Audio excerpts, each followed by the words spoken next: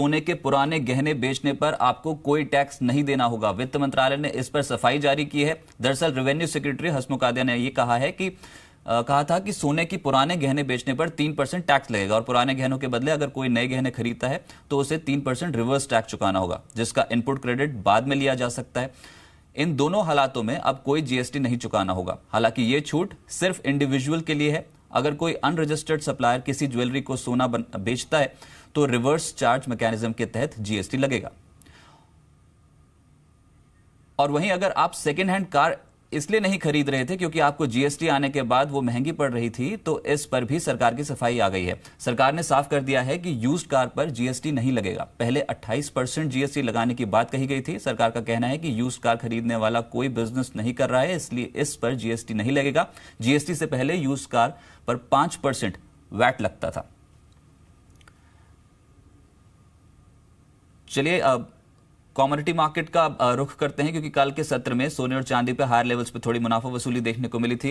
Equity market पे फंडेशन काफी strong था, लेकिन कमोडिटी मार्केट हायर लेवल्स पे ऊपरी स्तरों पर दबाव था। सोने पे लगभग 6 पॉइंट्स का और साथ साथ सिल्वर पे 378 पॉइंट्स के आसपास के लॉसेस देखने को मिल रहे थे। क्रूड पूरा ही दिन भर आपको दबाव में देखा, लेकिन निचले स्तरों से फिर से खरीदारी आ गई, जो इसको 1/4% के आसपास गेंस के साथ बंद करती हुई नजर आई। M6 गोल्ड पे आज ट्रस्ट लाइन की कॉल ली है। उनका कहना है कि बेचकर चल सकते हैं गोल्ड को। 27,900 के लेवल पे बेचें, रिस्क रिवॉर्ड रेशियो आपके फेवर में रहेगा। 27,700 ये एक टारगेट रहेगा जो आपको इस कमोडिटी पे दिखाई दे सकता है। M6 क्रूड, जैसे मैंने कहा कि लेटर हाफ में बहुत स्ट्रांगली और स्मार्टली रिकवर कर रही थी कमोडिटी। 2965 के लेवल की क्लोजिंग है। 3020 ये एक टारगेट रहेगा। 3020 और स्टॉप लॉस 2910 का इस कमोडिटी पे आपको लगाकर चलना है। तो सोना बेचें, क्रूड खरीदें, मुनाफे के चांसेस ज्यादा हैं। चलिए एक बड़ी खबर है और वो इकोनॉमी के लिए और स्टॉक मार्केट के लिए भी इंपॉर्टेंट है। प्रधानमंत्री नरेंद्र मोदी आज एफडीआई पॉलिसी की समीक्षा करेंगे। इस समीक्षा बैठक में एफडीआई की राह में आने वाले रोड़े को दूर करने की कोशिश होगी। बैठक में कॉमर्स एंड इंडस्ट्री मिनिस्ट्री की ओर से एफडीआई को लेकर प्रेजेंटेशन दिया जाएगा। यह भी बता दें आपको कि इस बैठक में वित्त मंत्री Arun Jaitley, commerce and industry minister Nirmala Sitharaman, DIPB के सचिव रमेश अभिषेक भी शामिल होंगे। प्रधानमंत्री की अध्यक्षता में होने वाली इस बैठक के अहमियत इसलिए भी है कि सरकार कई सेक्टर्स में एफडीआई नॉर्म्स को नरम करना चाहती है, जिसमें कंस्ट्रक्शन और रिटेल सेक्टर शामिल हैं। फिलहाल कंस्ट्रक्शन सेक्टर में 100% एफडीआई को मंजूरी है, लेकिन कई शर्तों के साथ। तो आज जो भी आउटपुट या फैसला इस एफडीआई पॉलिसी की समीक्षा बैठक में निकलेगा वो बहुत अहम होगा इकोनॉमी के लिए, इंडस्ट्रीज के लिए। एक और बड़ी खबर है, ट्रांसपोर्ट मंत्री नितिन गडकरी ने कहा है कि सरकार कम लागत में प्रदूषण मुक्त टेक्नोलॉजी वाले वाहनों को बढ़ावा देने पर काम कर रही है। इसके लिए विदेश में इस्तेमाल होने वाली टेक्नोलॉजी की स्टडी भी की जा रही है।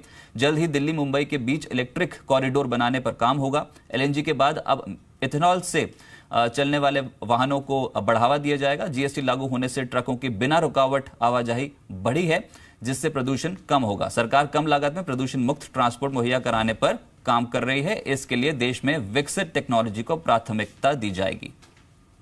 में जो सक्सेसफुल प्रैक्टिसेस है इंटरनेशनली, उनको हम स्वीकार करने के लिए तैयार हैं। हम टेक्नोलॉजी में रिफॉर्म करने के लिए तैयार हैं और आउट ऑफ बॉक्स सोचकर इंपोर्ट सब्सटीट्यूट, कॉस्ट इफेक्टिव और पोल्यूशन फ्री ऐसी जो भी टेक्नोलॉजी होगी और जो इंडिजिनस होगी उसको प्रायोरिटी देना, ये हमारी सरकार की नीति है। चलिए एक बार मार्केट्स देख लेते हैं, क्योंकि आज इंटरनेशनल मार्केट्स पे हल्का पॉजिटिव बायस देखने को मिल रहा है। एसजी 11 पॉइंट्स के गेंस शो कर रहे हैं। यूएस मार्केट्स की अच्छी क्लोजिंग हुई थी, लेकिन अगर आप अब एशियन मार्केट्स का सेटअप देख लेंगे तो उसमें निके में पॉजिटिविटी देखने को मिल रही है, लेकिन शांघाई और हैंगसेंग हायर लेवल्स पे थोड़ा फिसलते हुए नजर आए। ये तीन मार्केट्स हैं, स्ट्रेट टाइम्स, कॉस्पी और निके, जहां पर आज थोड़ा गेन मिल रहा है। तो मिक्स क्यूज के बीच में आज ट्रेडिंग अप्रोच होगी हफ्ते के आखिरी कारोबारी सत्र में। लेकिन ब्रोकिंग हाउसेस क्या कहते हैं, कौन से स्टॉक्स आपके रडार पर रहने चाहिए, इसी पे और अपडेट लेते हैं। सुमित मेरे सहयोगी इसे मेरे साथ मौजूद है। सुमित बताएं कौन से स्टॉक्स हैं फोकस में, जहां पर ब्रोकिंग हाउसेस का नजरिया पॉजिटिव या फिर नेगेटिव? देखिए, जो दो रिपोर्ट शुरुआती दौर में हमारे पास आई है उसमें एक तो टाइटन को लेकर है, जहां पर खरीदारी की राय बरकरार है। उनका मानना है कि ग्रोथ जो है टाइटन के लिए वो अभी भी मेंटेन रहेगी। सीएलएसए ने ये रिपोर्ट दी है, खरीदारी की राय है और लक्ष्य करीब करीब 620 रुपए का उन्होंने रखा है। पोटेंशियल अपसाइड ज्यादा है और tier 2 tier 3 cities volume growth है वो कंपनी के लिए फर्दर एडिशन रहेगा और वो कंपनी को एक अच्छे एवेन्यू आने वाले समय में दे सकते हो। 620 रुपए के टारगेट्स के लिए आप टाइटन को देख सकते हैं। औरबिंदो फार्मा को लेकर भी एक रिपोर्ट आई है, करीब 850 रुपए के टारगेट्स यहाँ पर दिए जा रहे हैं। जो नया एडिशन है वो कंपनी के लिए एक अच्छा एक्रेडिशन देगा, और दूसरा जो कंपनी की पाइपलाइन है वो काफी स्ट्रांग है। वैल्यू वाइज भी 14 के मल्टीपल पर है, तो एक अच्छी वैल्यू पर भी, और इसी ट्रिगर के आधार पर उन्होंने खरीदारी की राय दी है करीब 850 रुपए के टारगेट्स के लिए। औरबिंदो फार्मा में भी यहाँ पर ब्रोकर्स बुलिश है, शेयर भी DI के आसपास बंद हुआ, आप नजर रख सकते हैं इस पे भी। चलिए, तो औरबिंदो फार्मा पे पॉजिटिव रिपोर्ट है और साथ साथ टाइटन एक और स्टॉक जहां पर ब्रोकिंग हाउसेस पॉजिटिव हैं। दोनों स्टॉक्स पे आप पॉजिटिव यानी कि खरीदारी करके चल सकते हैं। CLSA की बाय रिकमेंडेशन है, टारगेट है 620 टाइटन।